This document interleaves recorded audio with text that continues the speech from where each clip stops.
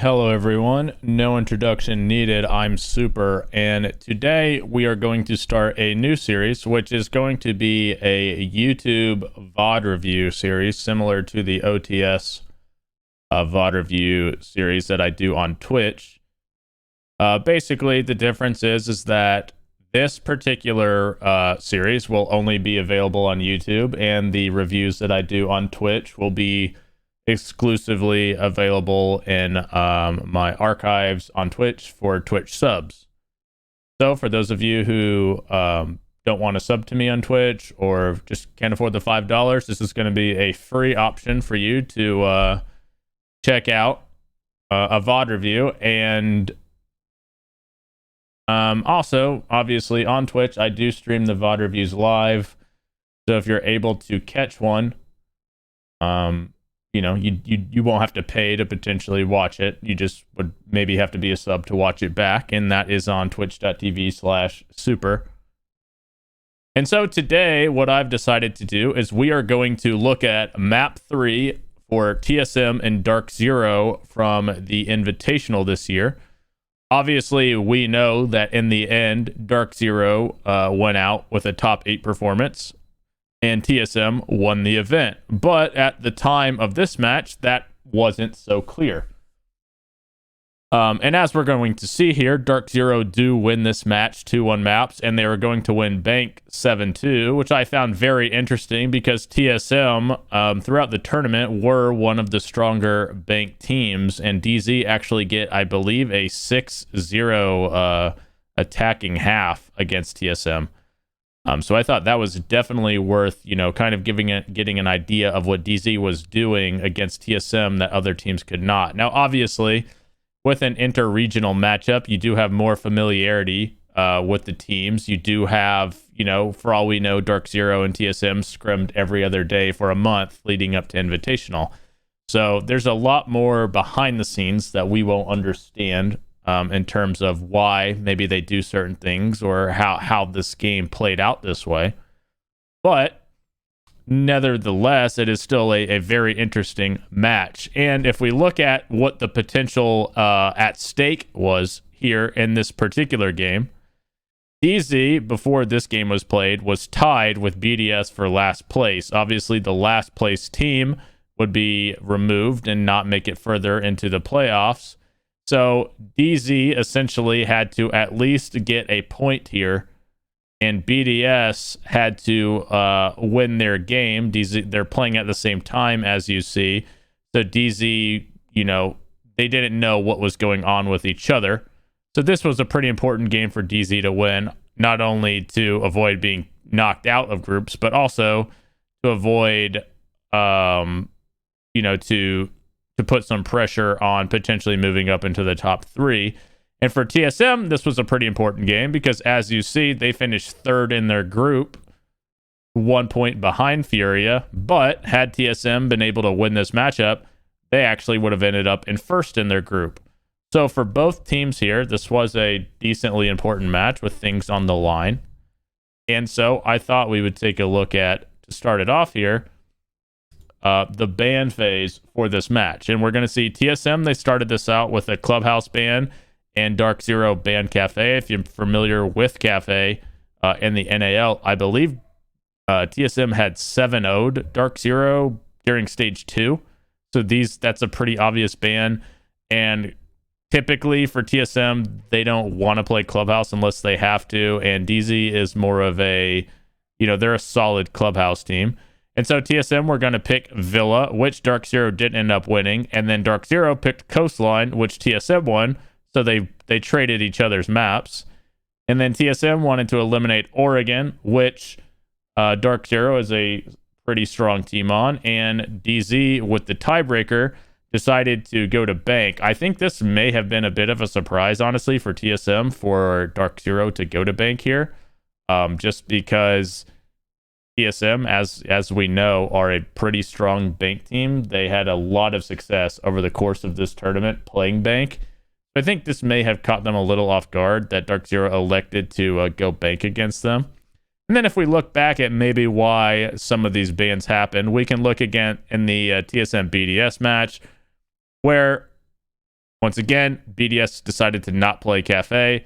TSM elected to ban Coastline, where you see Dark Zero pick Coastline, so maybe there's some thinking there that TSM was avoiding Coastline. And then TSM was going to pick Bank here, and then they let Villa through to the tiebreaker. Once again, TSM showing, however, that they were, one, willing to leave Chalet up for the last decider, and two, that given the choice, they will ban Clubhouse, right? So we see some similarity in how, TSM's ban pool was played out a little bit here over the course of their match against DZ. So then if we look at TSM against Furia, we'll see the same thing. Once again, TSM, they're going to remove Coastline. That's twice now they've banned Coastline, so it makes sense that DZ would have picked it. And then we're going to see Furia take out Bank, in which case TSM elect to actually go with Villa over Cafe, which, by the way, we're going to see that Furia do ban Cafe second, and that Furia decided to pick Clubhouse against TSM, which TSM did win in overtime 8-6. And once again, Chalet left up for the tiebreaker. So what if you're Dark Zero? Do you already know from these matches played by TSM? TSM will leave Chalet up for the tiebreaker.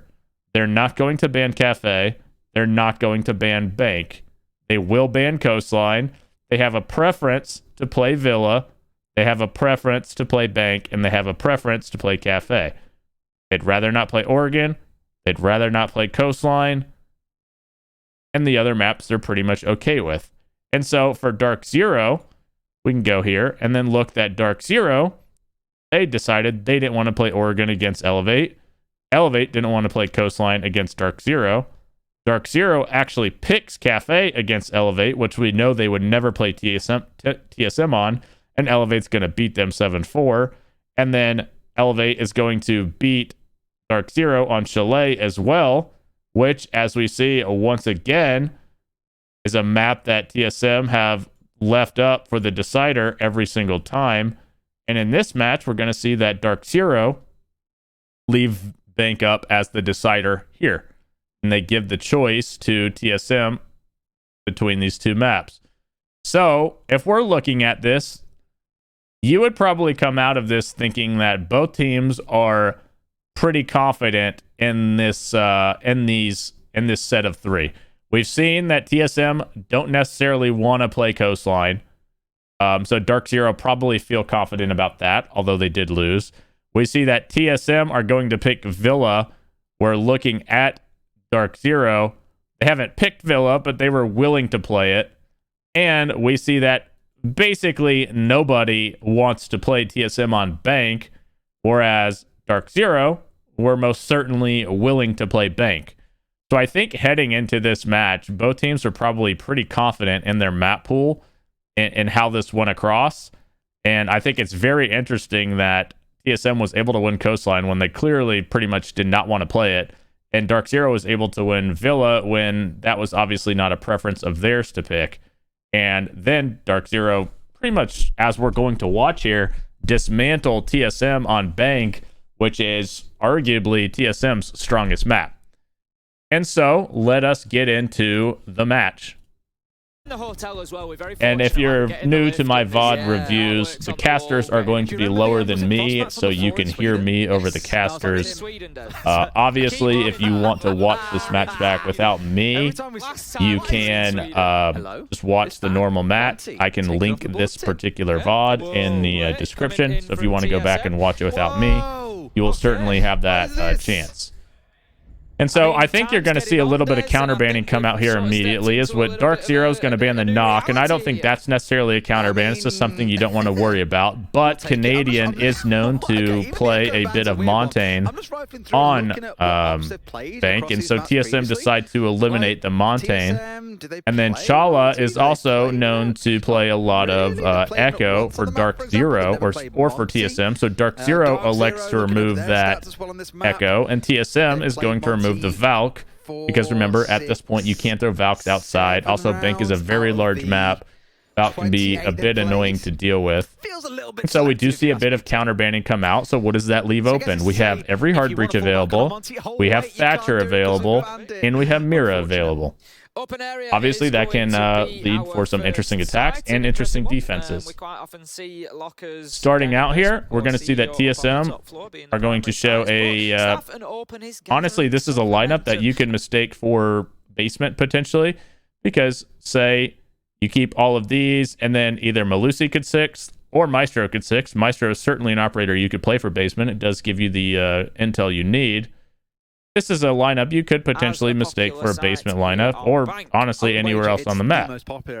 And so we're going to see the 6th pick. By the way, this will be removed in the upcoming Pro League seasons. There's no more 6th pick. So RIP to this. There's also no more reveal phase even. But we're going to see TSM elect to go open, running the castle with the mute. Keep in mind there is Thatcher up, so mute potentially could be useless here. But DZ elect not to bring the Thatcher.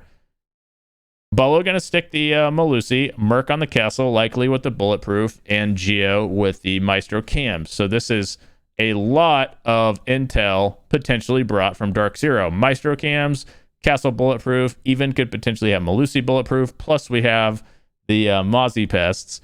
And then for the side of Dark Zero, we're going to see Canadian 6-pick to the Flores, which is an interesting decision because obviously there is a mute available, so we'll see if he's able to utilize that correctly. And let's get an idea of the setup. And if you notice one thing, Geo's actually running the shotgun on the Maestro rather than Maestro's gun itself, which is obviously not something you maybe would see very often. Lock it down, and where you see Merc currently putting down his barricade off towards the right hand side of the screen. Thank you very much. Easy. So if we look at the setup here, we're actually going to see a couple of things. So TSM has elected to castle this, and as we see, TSM is castling this. So these are 2 lines of sight that are removed.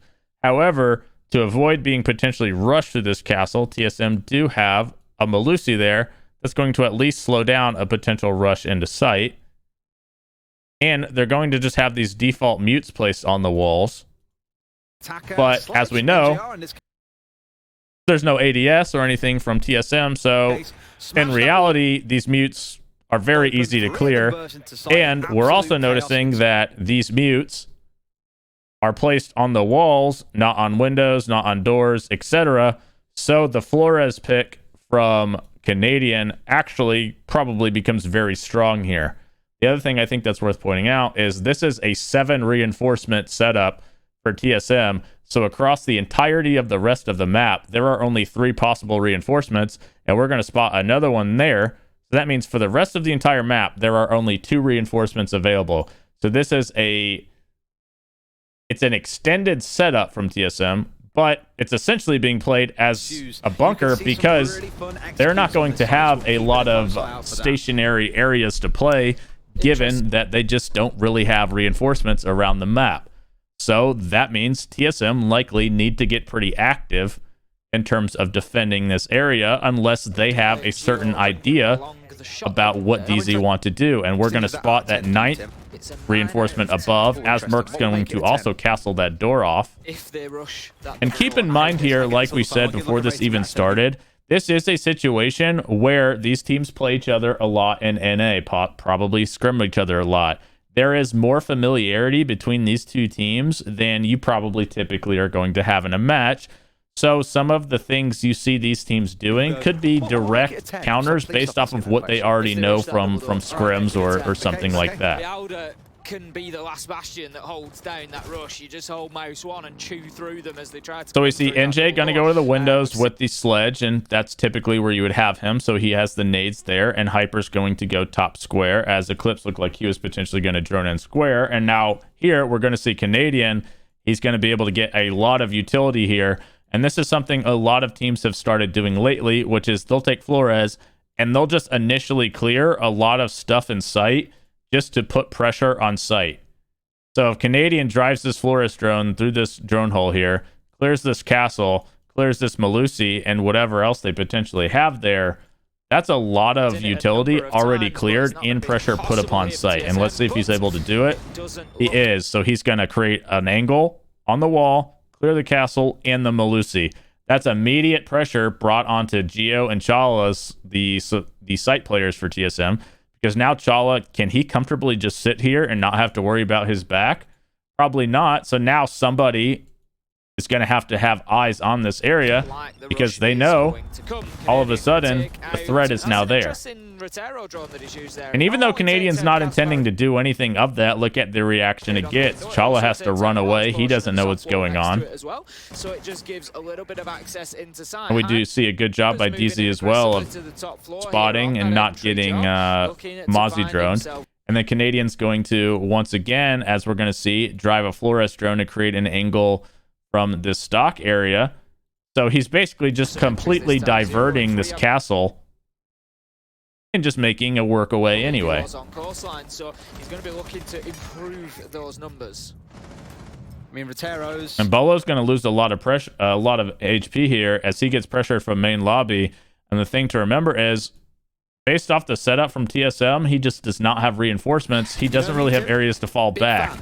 He's going to do some damage, and that was a very aggressive push by Pamba to take him out, especially when he is one of the hard breachers for his team. And he's going to get traded there. So in reality, maybe that probably wasn't worth it. That was a good trade from Achieved, and then Merc is going to be able to refill this position anyway. But again, is this really that great of a position? There's no reinforcements there. It's a very risky position to play, and we know that DZ is running a lot of vertical pressure, so anybody in this area, they're going to be under a lot of pressure vertically from the sledge and the buck, which is going to force Merc off to come play in this area where Achieved already is. We see these are the other hatches, so those are all of the reinforcements now. You notice we're also going to see setups clearly beginning from DZ. Canadian's kind of getting in this area, so he can pressure square. We have these two players pressuring top down, and then the fourth player, Eclipse, is most likely waiting to try to get a wall open, whether it be through Archive or through square, once they're able to clear them out of this area with the vertical pressure. As you see, Canadian's able to make his way down square, and because they have this vertical pressure, this is going to really limit the options that the Archive player has. And Merc, not expecting Canadian, is going to get shot in the side of the head. And now Canadian has this Archive pressure, as we see NJR sledging above and cutting off any kind of threat potential for Canadian in this situation. Now you see here, Hyper, knowing that he's kind of safe, he's just creating angles above the wall to see if he can get any kind of cheeky pick. And then we also have NJ creating another angle on the hatch here, which not only allows him to cut off a lot of the kitchen area, but he's also going to be able to sledge and just shoot those mutes off the wall to where he doesn't even need to have to waste a grenade if he doesn't want to clear them off. Done well so far. They've managed to get themselves a couple of kills just back in Pamba up after he got the opener on to Bolo. And so we're going to see Eclipse waste a thermite charge on that wall, and the reason he does that is because if you do it correctly, it will destroy this castle. And then you also have an angle from Closet that's going to kind of be deeper into sight. And so he does destroy the castle. They are going to have to worry about this Malusi.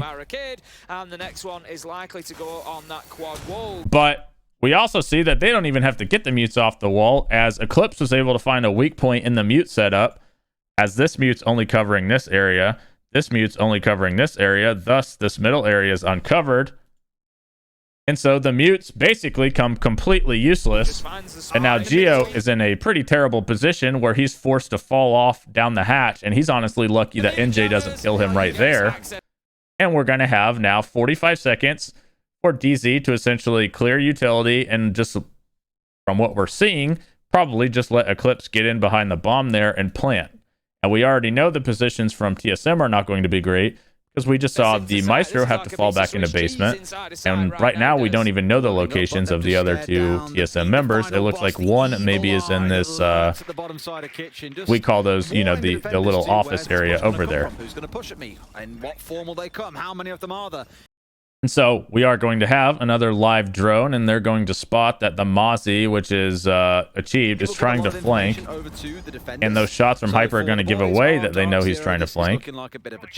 So he decides to not necessarily challenge, but he's not going to give this up. The problem that he has, and he's going to shoot that drone, is that all of the walls are reinforced by him. So really, he can't do much to help sight.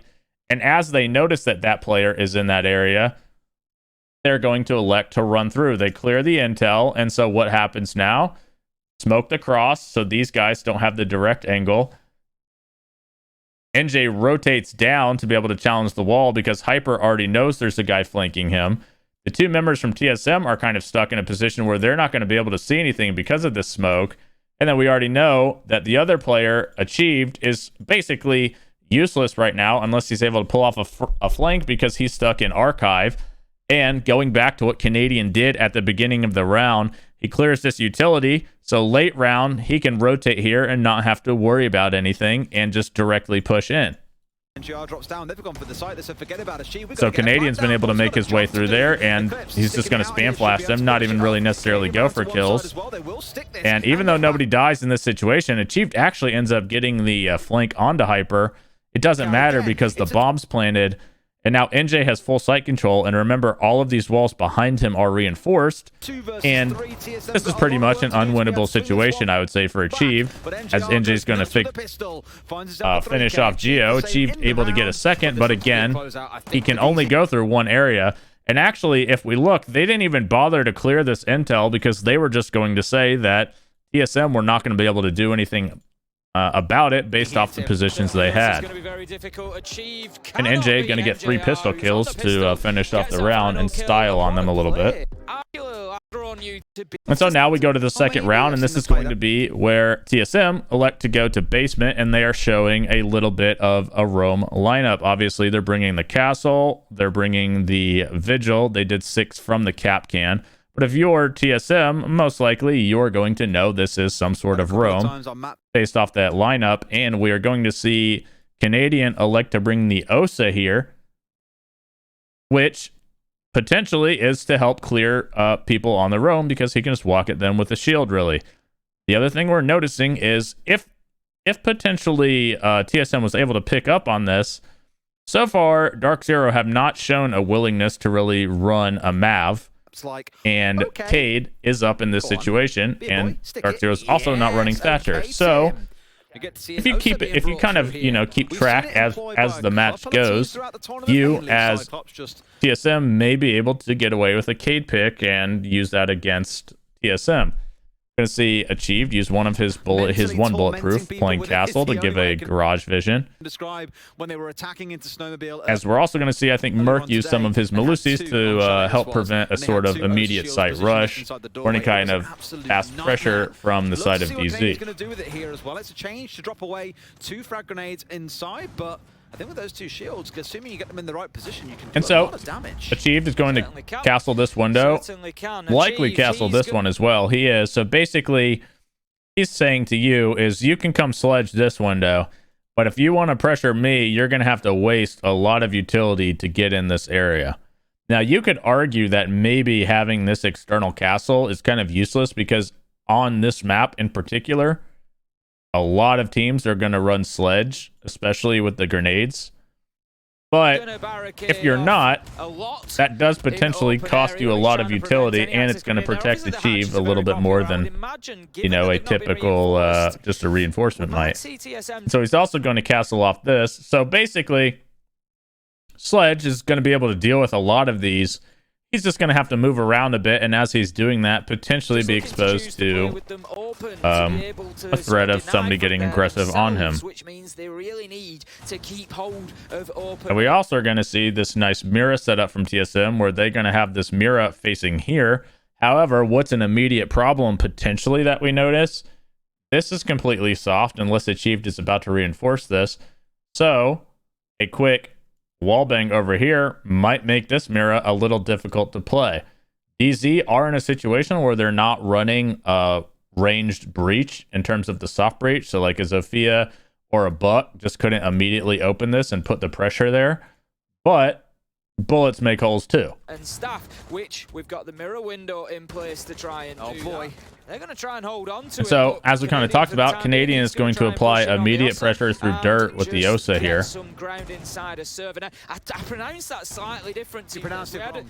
No, we had a conversation about it earlier. I'm not going to be able to get it right because I'm an English speaker. What? He's saying I'm not an English speaker. No, and he's just going to set his shield down behind server, so that's already ready to go for him. And now he's moving up with another shield.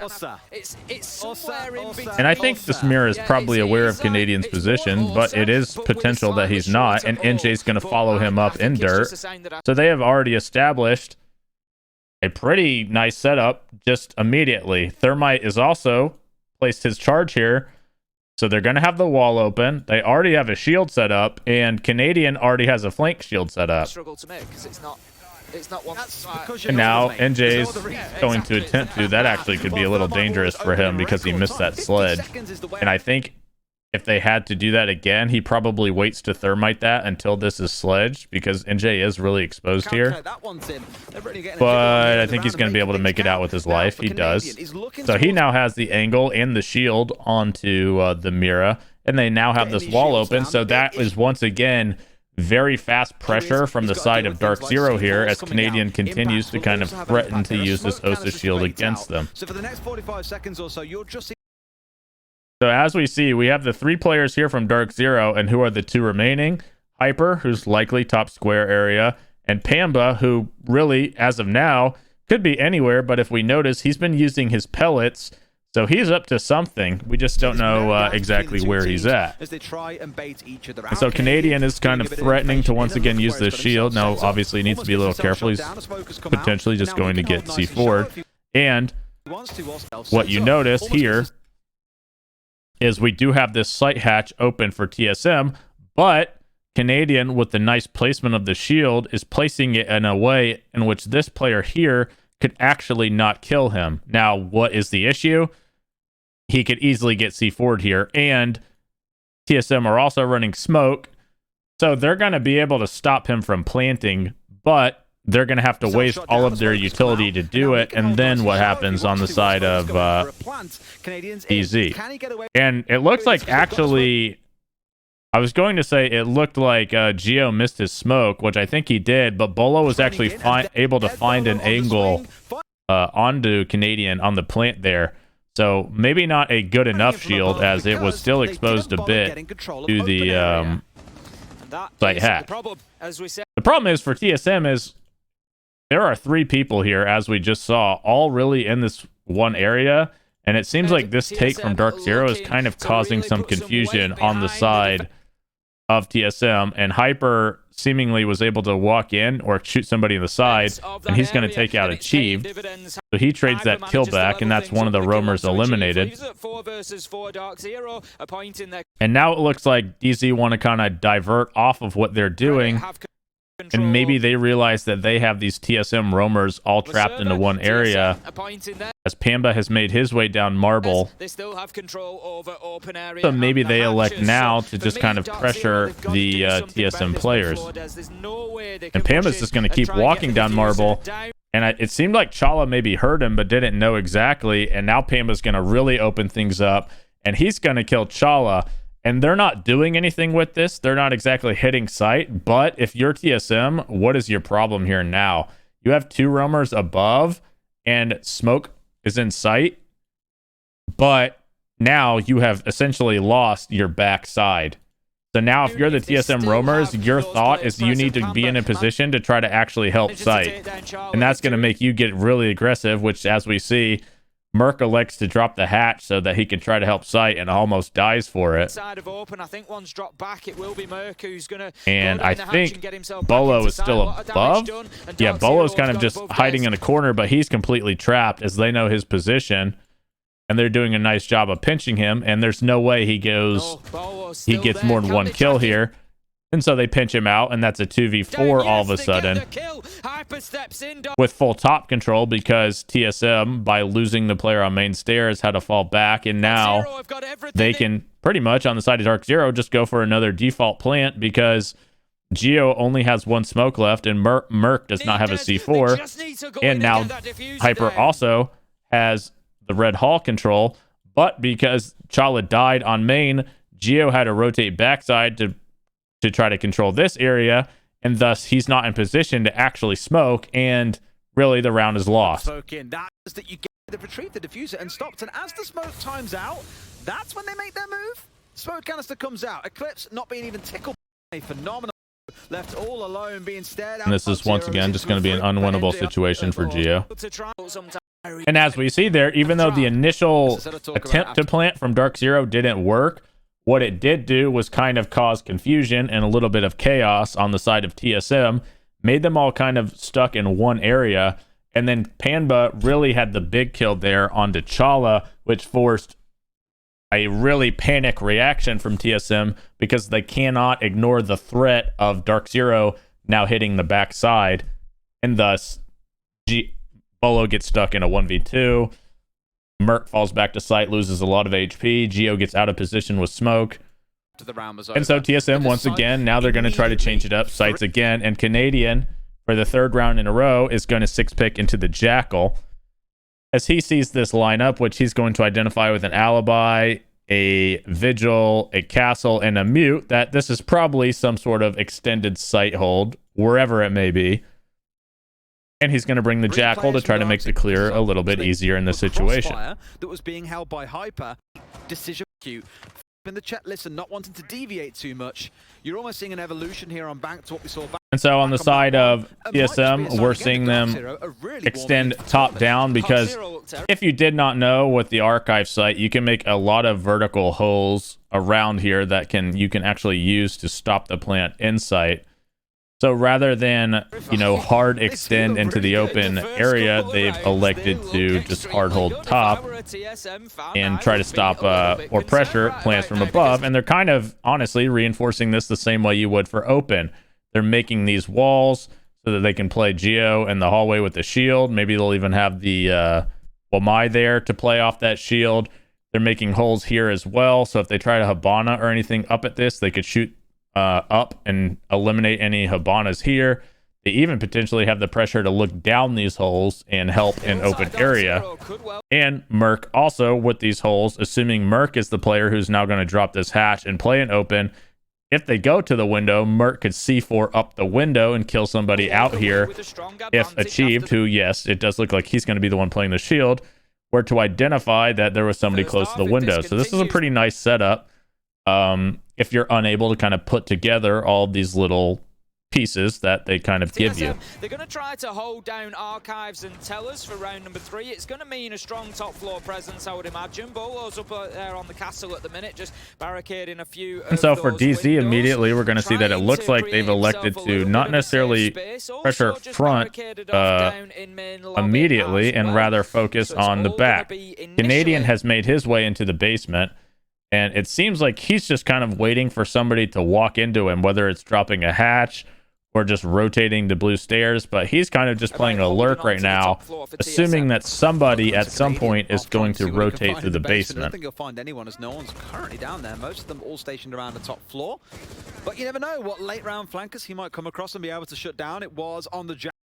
And so I think DZ have identified, and Merc has surrounded himself with mutes. He also has a mute in this area. But I think they've identified that while there is a hold in this open area, it is a very weak hold. It's one player. And so I think they've elected to clear what seemingly would be the easiest position to clear here, and that's going to be the one player kind of holding this large area by himself. And maybe that is what Canadian is waiting for them to try to force him to rotate down, and then Canadian can kill him. And as we see, Merc is playing these holes where he could potentially C4 up to the floor, or even just shoot somebody who's getting too close to the window. I think Merc is doing a very good job here so far of not necessarily panicking, even though they're trying to clear him.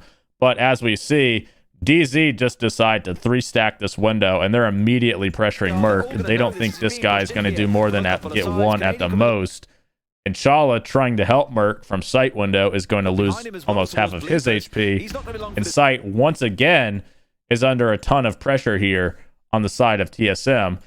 And Canadian, identifying that, okay, so nobody's going to drop to the basement. Merc's not going to give this up. And that there's nobody down here. Now he can make his way up marble. And Merc has to be so focused on this front side. Also, keep in mind that nobody on DZ even pressured front at all. So as far as they're concerned, there is nobody coming from this front side. He's going to be able to make his way up the marble stairs and maybe get And rather than kill Merc in the back, he's going to catch 2 players in the back because they're running down here to flag to try to help the immediate pressure from this side. What they don't count for is Canadian coming through dirt and up because there's no cams down there that would potentially notice him besides this one. And most likely somebody's not going to just be sitting on this cam when they're being pressured from open in a 5 versus 5, right? Nobody in this situation is really able to sit on a cam besides Chala, but as we just saw, he was already under a lot of pressure. He's almost dead himself. So Canadian is going to be able to kind of lurk this marble stair side and get 2. And Merc does drop underneath, so he's able to get out.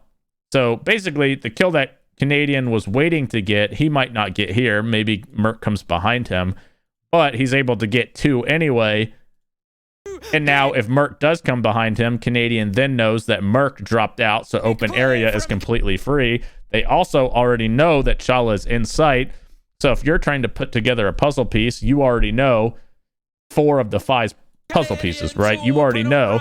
And Canadian's actually getting super aggressive here, so he might even escape the flank from Merc. And he's going to go up and get the feet now onto, I believe this is Geo playing the hatch to try to help open area.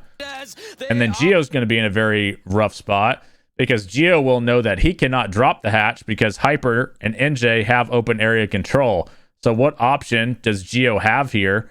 Because you see the ping coming out from NJ, so this is why Canadian's immediately reacting to this, is the fact that now, once Geo gets tracked here, his options are to what?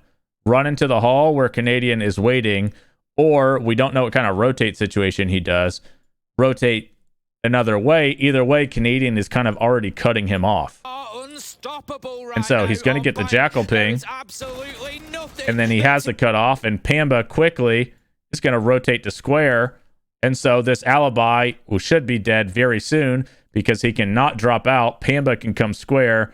Geo has nowhere to go except into the hallway where he can immediately be killed. TSM can do about this. They have to drop the hatch out of Janitors just to keep... And somehow that had to be a position error from Dark Zero. There's no way really that Geo should have been able to drop that and get away. But now everybody from TSM, regardless of whether he was able to escape, is now trapped in sight, besides Merc, who is 1 HP on the bottom of marble stairs. Dark Zero, well, they're playing 4D chess underwater and upside down in Australia. It's incredible. And Merc's position is going to be found out here from Pamba.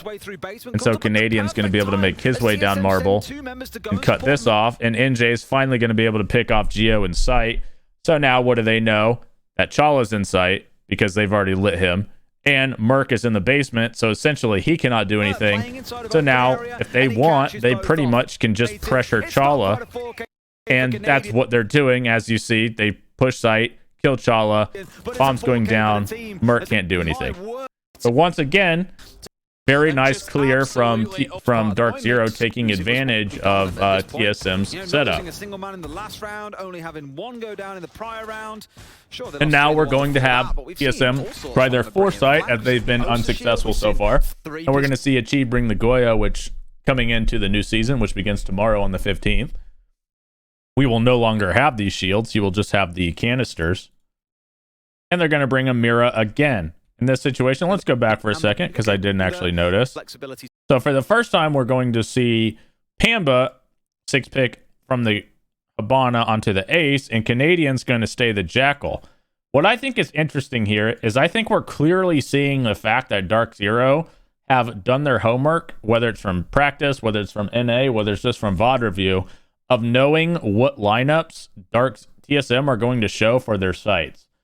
I think Pamba goes Ace here because because Dark Zero know this is going to be a CEO site. So let's see how they use this Ace and why they elected Pamba to drop the Habana for the Ace. Very weird. You expect maybe... So once again, Canadian's going to creep up this dirt area with the Jackal and see if he can catch somebody roaming off here. And he actually is going to, as Bolo, I believe, was going to is getting pressured above, falls off, and Canadian's going to immediately take down the Pulse. And so Achieve now knows that Canadian is this area, And maybe Canadian won't expect Achieved, but it's also potential he does, because Canadian does have the ability to get his feet, and Canadian's not even going to keep pushing there. He just wanted to kill the player that they were clearing.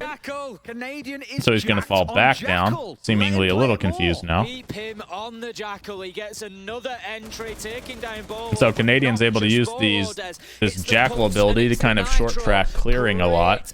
But Achieve knows now, because I think they probably called out that Jackal's shooting there, or he heard it, that Jackal went upstairs. So now Achieve is going to try to flank this Jackal and get the trade. And he's going to, because Canadian was not expecting two people in the basement, and Achieve's feet were not on the blue side. But at the end of the day, if you're trading a Jackal for a Pulse, you take that on the side of the attack, because the Pulse is much more of a threat late round that you potentially have to deal with than the Jackal is going to be. The stairs. I think that's what Hyper's doing initially. And so Hyper's now made his way into open area, because they know that's clear as they've killed Pulse, and they also know that Achieved is in the basement. I think he's keeping himself downstairs. Jack is downstairs in the basement looking for Achieved. And it looks like they've made a commitment where they just want to kill Achieved, which is interesting, because you don't necessarily need to do this. In a way, you could just ignore Achieved and leave him down there, but they've decided in this scenario that they want to try to kill him. Maybe they have active intel on him. And yeah, we're going to see Hyper pinch him and NJ come from this way. And they've just decided that they want this kill. If they know his location, they're just going to push him. He's not going to have any ADSs here, and that's a good nade from Hyper. It's smart also from Hyper, because he's essentially eliminating a lot of the possibility of him dying. Because if he swings this and tries to like shoot at Achieved, right? Achieved probably kills him. He's already holding the door. But if he throws this nade at him, he doesn't need to expose, and it's going to force Achieved to react, in which case Achieved has to run, so Hyper can just pre-fire him, knowing he has to run from the nade, which he does. That's a very heads up and a very safe play from Hyper. Chala, however, elsewhere was able to take out NJ. And that might have been down the hatch, I think. Because we did see NJ in the basement, so I think maybe Chala killed him through the hatch.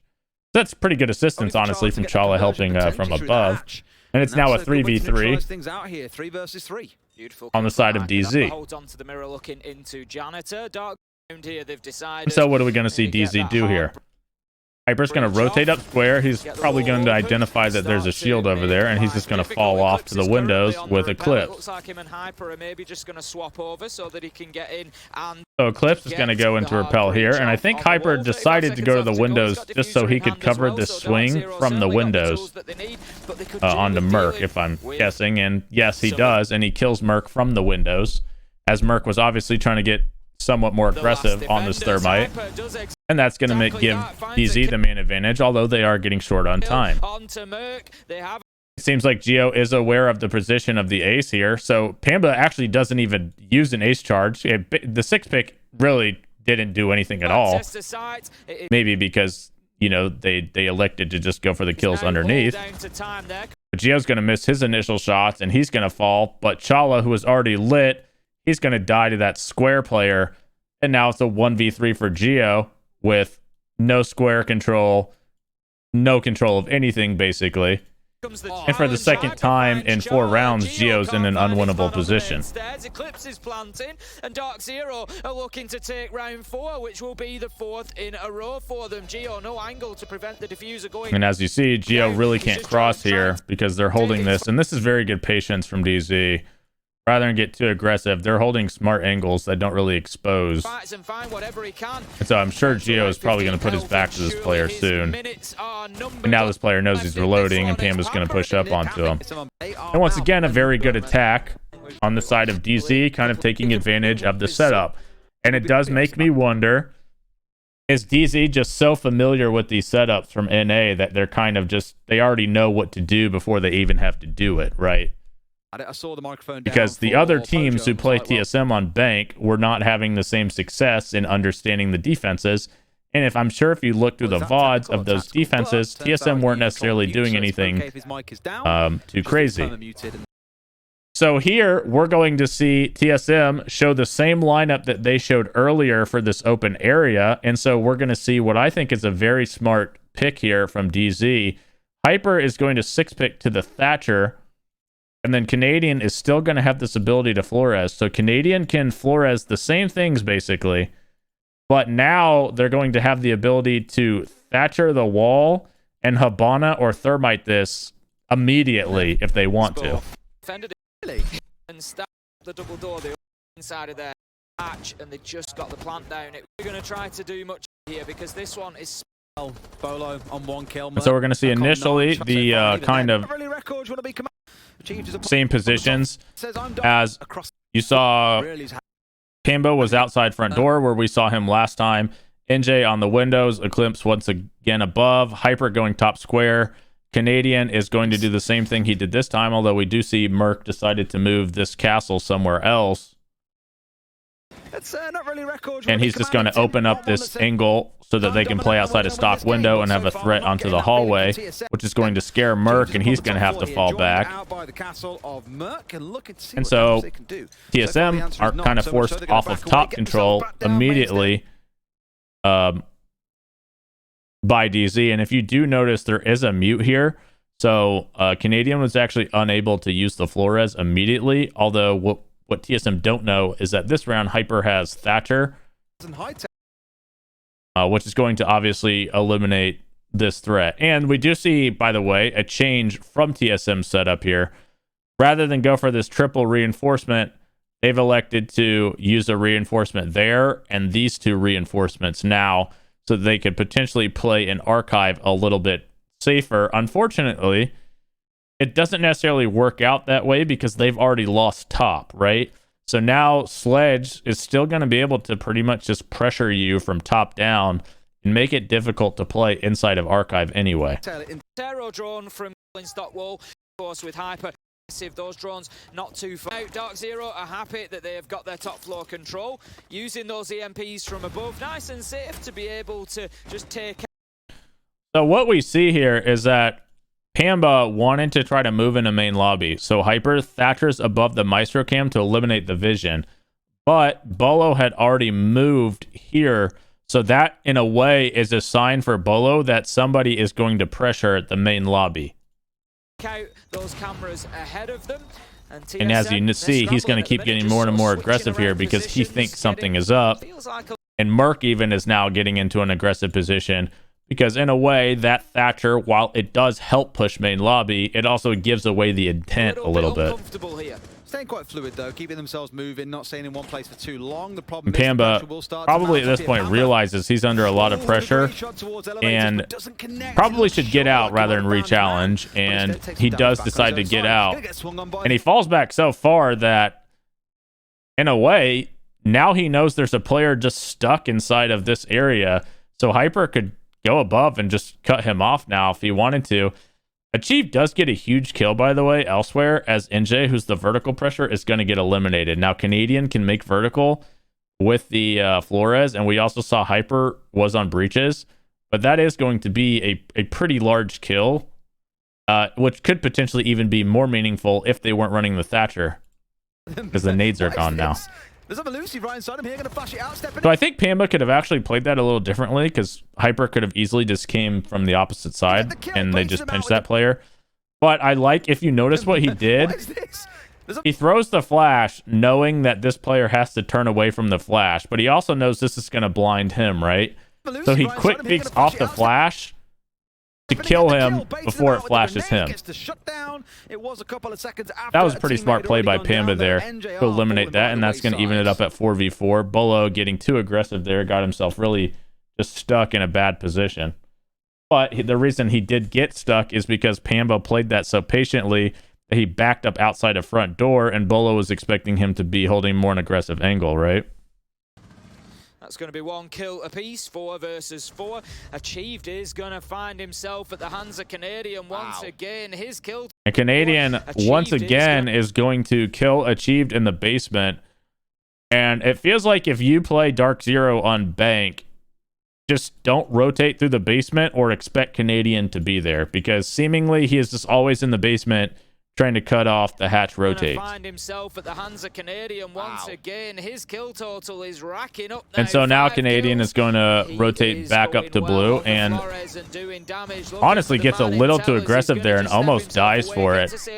I think he was just assuming they weren't holding such an aggressive angle, but he's getting a little careless there. He's going to fall outside with the Flores drones. Pamba's also going to be able to spot that player in Elevator Hall. And even though this is a 4v3, we will say this is getting a little iffy on time, especially considering we still have to Thatcher, we still have to Thermite. And as we know, the kitchen window was not even open yet. Chala going to be able to take out Hyper. That's going to be a huge kill because that's also the Thatcher gone. And what did we talk about earlier? The fact that the nades were gone, so now they're going to have difficulty getting the mute off this triple wall. So it's a 3v3, 20 seconds left. And Pamba, who, as you noticed earlier, he identified there was a player in this elevator area. So Pamba, rather than walk down Marble and potentially be in a difficult angle to fight, he decided to jump over main lobby and he's going to walk into Archive. Now, Geo is seemingly aware of this. So let's see what happens. Oh, and the timing from Geo is going to let Pamba get by him, and then he doesn't expect it. And Pamba's going to be able to get the kill, and sometimes you're just meant to win. The timing from Geo right there would have got the kill onto Pamba, but he moved right as Pamba crossed the site. So now they've lost this control in the middle office, which is going to put Chala in a difficult position because he knows that Pamba could just jump through and shoot him in the back. But what does Pamba know as well? He knows that Merc was still over here in this area somewhere because that's the entire reason he rotated in the first place, and he doesn't forget that. He reacts and looks towards that area. Nice flashes coming out over onto Chala, and he's unable to do anything about it as he's just getting flashbang, and they're just going to double push through the wall here. Luckily, the bomb is the player that makes it across. So Canadian's going to die, but Pamba, using that position, knows Merc's there, going to swing Merc and shoot Merc in the back. So another really nice attack from DZ. I would say that was probably the one round so far that TSM really should have won, I think. That timing coming out of Geo just looking away at exactly the wrong time really did them in there. And so now we're going to see the same basement lineup for the roam that TSM showed earlier. The only change here is that Geo's actually just going to drop Denial completely and go Legion. And with that, we're also going to get the 6 pick to the Jackal from Hyper. It's going to bring smokes for the Mira and basement as well. And then Flores is going to be brought by Canadian this round instead of the Osa. I wonder with the pick here from Geo if TSM are just in a position where they just feel like they just want to try to press them basically as much as they can because they're just getting executed on every stage. So setup wise, it's looking like the same setup for TSM. But on the side of DZ, it looks like DZ this round are not going to just go directly through the basement.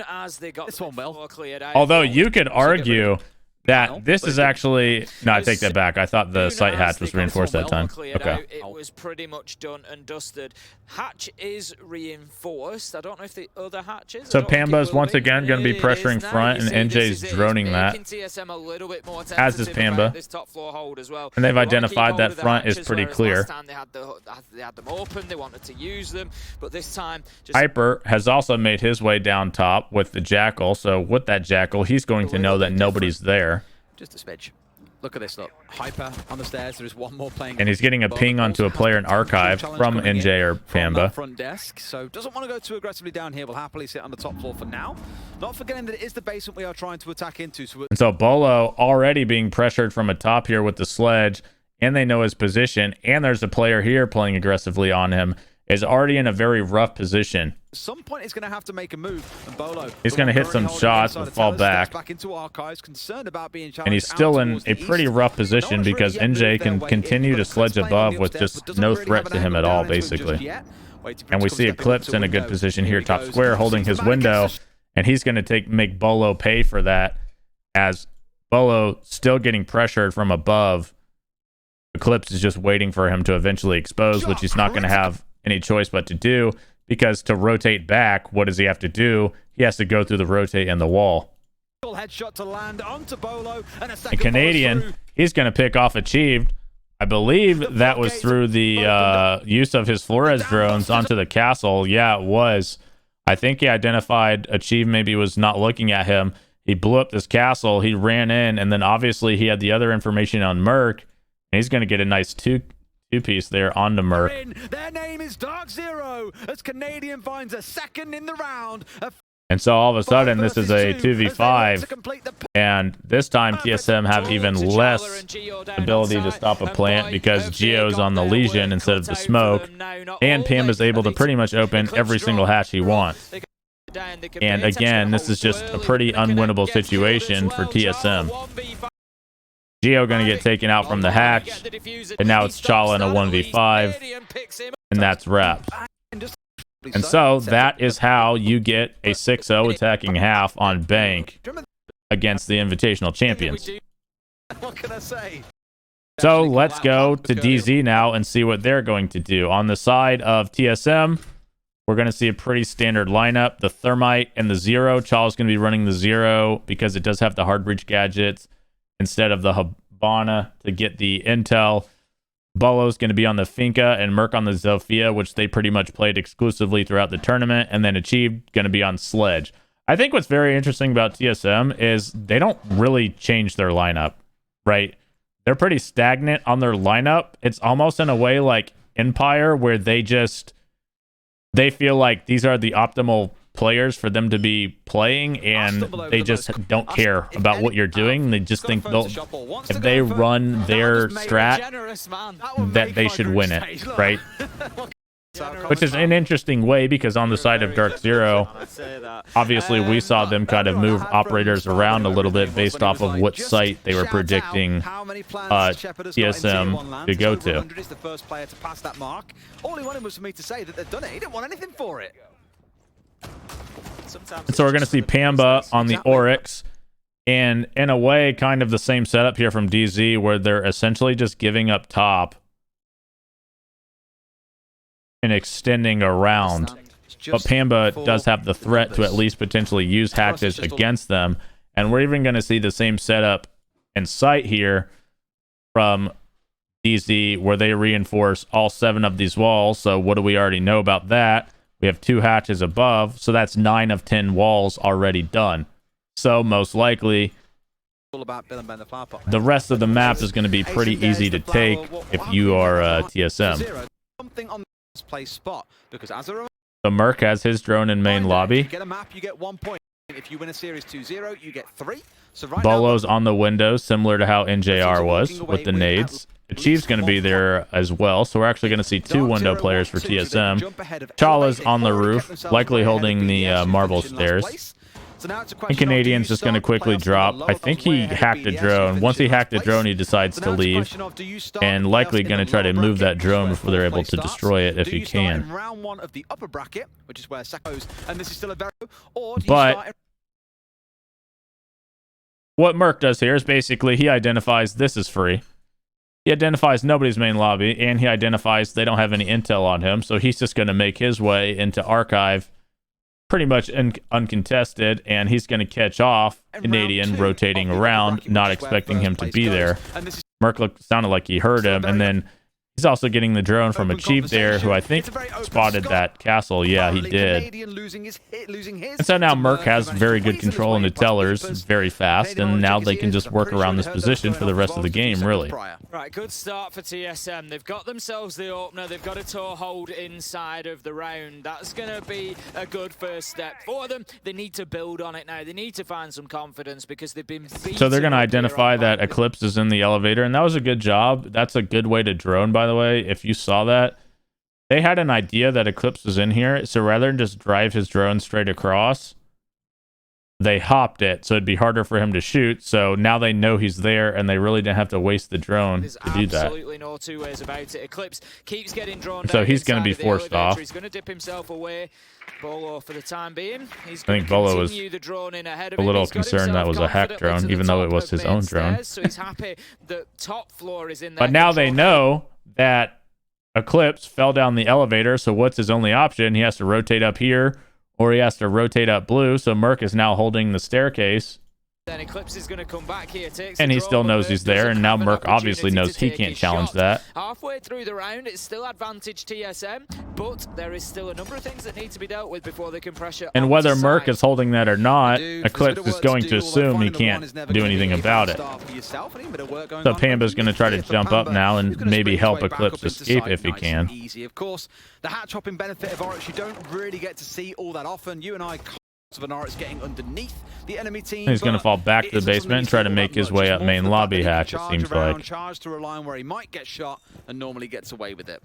But this hatch isn't pre-popped, and unfortunately for Pamba, if you notice, Geo literally just walked by the hatch, so he's going to hear that. He's going to ping it even and say the hatch is open. He's going to go get the wall, but now TSM know that Pamba, something's going on in the basement.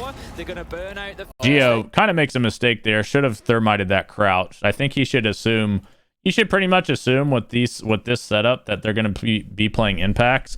Maybe he thought they just couldn't do that because they do have this hatch open. But he should thermite that crouch just to be safe. Hyper was there, ready. He knows there could be a challenge from above, and he's ready. So they're not going to be able to get that wall, and Geo's going to go get the hatch. A lot of work to do here. Geo going. And Merc is going to eventually just push Pamba in the basement because he knew Pamba was there. And as we know, Merc is a very aggressive player. Merc could have sat up there and just waited for Pamba to eventually do something.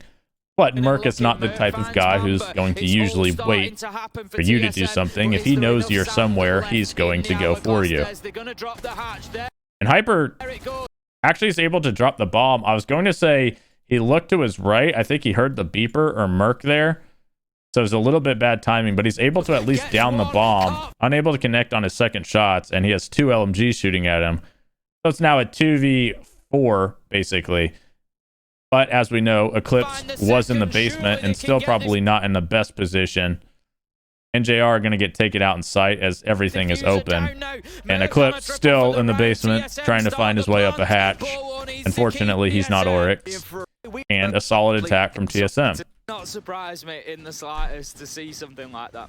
And so now we're going to see TSM go, or sorry, Dark Zero go to a basement attack. And once again, as I was kind of saying, we're just going to see the same lineup brought from TSM. They're not really interested in what you are doing. They're more focused on them being better than you at what they're doing. For DZ, they're going to have the Cade, which, as we see here, is potentially an issue. And they're going to have a lot of denial, especially for a server-side take. Very good. A lot of utility he's feeding. Pulse in, Might say. And El Clasico. V side, yep, it's not the end of the world. Again, because let's not open area in the process. And their attacks, they had this wall open. So this is a kind of an interesting thing that DZ are doing. Basically, DZ are saying that there's no way they can stop you from getting this hatch. So they're going to let Eclipse play up here with the Jaeger, and he's going to maybe get a kill if you're just being lazy and assuming it's clear, which probably isn't going to happen at this level. But at the very least, he could play close to the hatch and probably shoot some drones. And if you notice, Canadian is pulsing his marble side. So Eclipse really just has to worry about one direction because Canadian is going to be able to tell him if he's getting pinched from the back here. Open inside 50 seconds. They did ignore open area in the process and had to rotate around to go and get that ones that opened the walled up, but they were nice and pacey about things. So for TSM, a team that throughout this series and throughout the group stage has shown they can be pretty good. Merc's droning himself through front again, and he's going to spot that Jaeger. They're aware of Eclipse's presence now. The drone spotting him out. He's just going to play. And as you see, he also has that wall reinforced, so he can't really get wall banged on the hatch. Now that he's been drawn, he's going to miss the drones and decide to fall off. Unfortunately, that doesn't really work out for him, but at the end of the day, nothing happened there that would potentially be an issue because this hatch is going to be open no matter what. On main stairs, he's looking to potentially spotted out by the defenders. Information in, we've got, imagine he'll have a lot of utility stacked up there as well. I always love to watch those blue stairs fights. Just robot wars. So many drones racing around. It's like an infestation. Whether you're attacker or defender, they are just everywhere. Nice alternative got, by the way, to having to bring 2 hard breaches like the side of the Pamba's going to be playing on these stairs with the smoke. And what you'll see some teams do is they don't necessarily want to play the smoke on the stairs because Smoke is going to be wasting all of his denial to deny the stairs rather than for the plant, but that's why they have the Tachanka here as well. Breach gadgets, those who had them before, so operators like Buck looking in towards the 0 here today too, have 2 of them now rather than just the 1. So in a way, you're like a bit of a crap thermite, should we say. You can still get things opened up. It's like a Hibana, like 4 pellet sized hole. You can vault through it, for example. It's not going to completely destroy a wall for you like thermite. And obviously TSM can't really push server here because the hatch is cated and they don't have a Maverick. Really big holes. So what options does TSM really have here?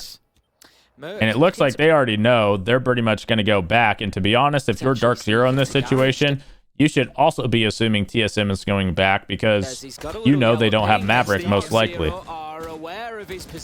And this is a very hard angle for Merc to challenge, although he did get good repositioning there, and I'm not sure if Hyper realizes it. And Bolo's going to make his way down main stairs, and right as he shoots in the side, NJ's going to kill him. So good identification there from NJ that there was a player coming down main. I'm actually curious, and I want to look at this real quick. So what happens here? So Hyper moves, relocates to this position. Eclipse was looking at main. We see Eclipse right there. So Eclipse must have been able to tell NJ, who was playing in this office area, that Bolo ran by. And NJ was able to react fast enough where he was able to swing Bolo and kill him. And remember, they can't open the red hall hatch because it's cated. Or sorry, the site hatch. And they can't see him from office. So that was a huge kill because if Bolo was at least able to kill this guy, then Merc can make his way up garage. But now Merc can't even make his way up garage. And now this is just a really unfortunate situation. Achieve's going to down Canadian and then get killed himself, as it looked like Achieve dropped the site hatch. Merc's actually going to be able to get that kill onto Hyper. So it's a 3v3. That must have been a really nice shot from Merc, to be honest. And then he's going to get another kill onto NJ. This is a situation where I think NJ overplays his hand. He's Tachanka swinging into Zofia. I just feel like this is never a good fight for you. And if you notice, he has 14 flames and they know they're pushing main.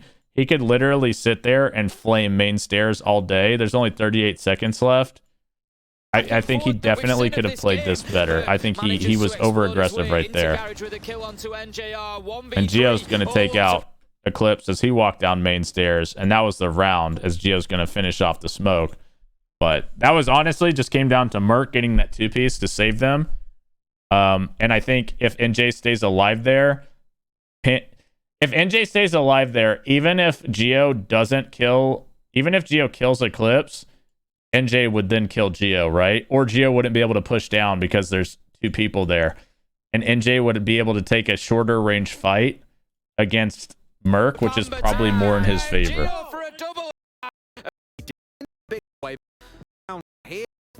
So DZ, they're going to decide to take a tactical timeout there. I wonder if BC saw that they were maybe getting a little too aggressive and thought that they were potentially feeling themselves a little too bit or a little too much. And he wanted to just calm them down and say, hey, guys, you know, we know this is a really good scoreline. We know this is our game. Let's finish it off kind of thing. It's a possibility. So finally, we're going to see a lineup change from TSM. They're going to bring the Mav. And honestly, that might be just because Canadian decided to show Cade here. But we're also going to see Eclipse 6-pick into the castle. So if this is a roam, this is a very well hidden roam because TSM would not expect this to be a roam at all. It looks just like their basement bunker they just ran, besides Mute instead of Tachanka. Is being hatch opening capability into the game. How many they can find. And yeah, this is looking like a little bit of a roam from DZ. And I think this will probably catch TSM a little off guard based off of the lineup. So we're going to have Hyper on this Mira facing square side. And then he also has this wall here. If you're wondering why this is here, it's because they're probably not playing top. So they don't want them to be able to just pressure the hatch, shoot through it, and then Hyper can't play this Mira anymore. to the mid floor this time around, so they're going to try what TSM did the first time they looked to hold on to this site. It was unsuccessful for the defenders there. So NJ's going to start in blue just to make sure that nobody rushes. And then also if somebody tries to walk in square, NJ could potentially just be on blue stairs to swing them because the mirror can call it. Every single wherever is needed around the map. TSM managed to attack from a multiple And Eclipse last time. and Pamba are going to be on the roam here, they'll probably look to do the same again, with Hyper playing around marble stairs to help them out. This area. Absolutely. I do Merc like has already made his way into Archive very fast, identifying that it's clear. Don't just sit on site and wait for them to come to you, because And Chala's making his way through main lobby as well. So, kind of going against the way DZ cleared this, or TSM cleared this, where one round they just went direct, the other round they just took top square over with the Jackal and kind of just started sludging above to pressure. TSM is just getting in positions fast, but they're not necessarily in positions where they can immediately start clearing. Eclipse playing on the Jaeger in the previous round. Barricade is going to pop it open for Charlotte. Nice. So now they're going to pinch from marble here. They want to ideally get rid of Eclipse, who again is sat on this hatch. They have got a lovely jammer. But in theory, if you think about it, honestly, DZ's way of clearing is probably better, because they can sludge down, they can sledge areas. TSM are kind of just taking direct gunfights, and that's the strength of TSM. So they're playing into their strength, right? They're trying to force you into fights. They're trying to be aggressive and do things quickly. Where DZ are a little more on the slower side, and they're taking more map control to kind of pinch you out. But just from a clearing point of view, or a clearing perspective, DZ are probably running more efficient clears, at least in this match. And Eclipse is going to fall off quickly. And the problem with that is I feel like Eclipse falling off there really leaves Pamba in a horrible position. So Pamba's job is basically now to stay alive as long as he can. I think Eclipse falling off there just really puts Pamba in a weird spot. And honestly, I know they want the Mira for this, or even the smoke, but I feel like if they just have the Pulse doing the same thing they had, and he's pulsing this side, Eclipse still doesn't really need to fall off, because they'll have the live intel from Pulse if somebody's close or not. How long does he hold on to this? He's going to be drawn out again. The challenge is likely to come. One on window. Yeah, and Pamba's going to die there, but it did do a decent job of wasting time, and they're still going to have the C4 and the 3 smokes and another C4. So they did waste a good amount of time, and that gives TSM the and they're still going to have a good amount of utility. That gives them open office, it gives them staff area, and now they can start working towards site. They've got a minute to do it, which is plenty of time. Dark Zero have now all been TSM are definitely going to feel the need to kind of step it up in terms of speed here, but we're going to notice DZ have this Cade on the hatch, and that's going to slow them down even more if they want to do a server take.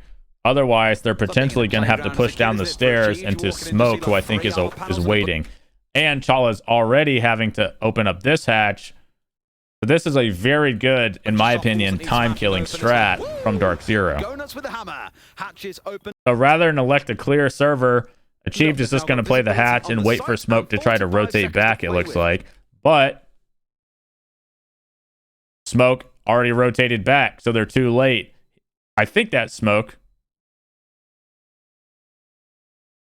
Unless Canadian is playing these stairs, I'm pretty sure they already rotated back as that hatch was getting mav'd. Yeah, that was a really nice job of NJ. What he basically did was he's sitting on these stairs, so if you try to pressure him, he'll play that with a shotgun. If you open the hatch behind him, he's going to leave before you open that hatch, so then he's just Smoke here. TSM. For Dark Zero, is going to be batten down the hatches. Not literally, they can't, of course, can't do that. But they've got 30 seconds left for TSM and not a lot of time. So even though they are in the main advantage, they're in a position where this is going to be an extremely scuffed kind of take for them, right? Their shots, because the last couple of rounds, they've basically hit none. So Merc's going to drop an elevator and Geo's going to drone him, but now they're going to know his position. And the castle here, who's Eclipse, going to play this very patiently and not try to swing in pre-fire. He's just going to sit here and make you kill him. The drone does find him, hits the castle. Nice shot there from Merc onto Hyper, but Canadian was able to kill Bolo and Garage. And if you notice, Eclipse kind of slithered his way along over here. So Merc, expecting Eclipse to still be in this box, moved over to this box. And now Eclipse has the advantage on him in the gunfight. He's going to get aggressive on him and trade and kill him. But the smoke is able to rotate through Vault now and trade him. So this is a 2v3. But Canadian still has the garage control, and NJ still has vault control. So this is still a pretty bad position, honestly, for TSM. Even though Geo's in sight, all these walls are open. There's 4 seconds left. Achieved just kills Canadian, but look where Achieved was to kill Canadian. Mav knows that smoke is in the vault, and he's trying to chase the kill, but nobody's covering the plant. I think, honestly, the mistake here is probably that Chala should have just gone with Geo and just try to cover. Or Geo just doesn't plant and tries to kill, but I think at this point you have to try to plant. So I feel like rather than search for the kill, Chala just has to try to cover. And then if Chala dies, at least Achieved can potentially hold Red Hall. But obviously, 4 seconds left. It's all panic. It's very situational. That kind of calms. That kind of positioning in terms of like communicating what you're going to do most likely is not going to happen in this situation. It's just too chaotic. Necessarily know that. Oh no! And NJ is going to get that kill and just hide. And that's just a really good map played from Dark Zero. Now, obviously, who's the better team? TSM is the better team. TSM won invite. They're the best team in the world. Dark Zero finished top 8 at invite. Certainly not a bad team at all. But for this day, for this map, Dark Zero just seemed much more together, much more organized. Just quite simply better on bank, which is pretty interesting because if you go to CGG, shout out to CGG, always love them. Click on Dark Zero's team. Look at their bank. They're not exactly lighting the world on fire on bank. So it comes down to, did DZ just have a really good recognition of what TSM was going to do from scrimming and playing them so much in NA? Or is DZ a secret bank powerhouse? Let me know if you guys enjoyed this. Let me know another map you would potentially like me to do in the future. Thanks for hanging out. See you later.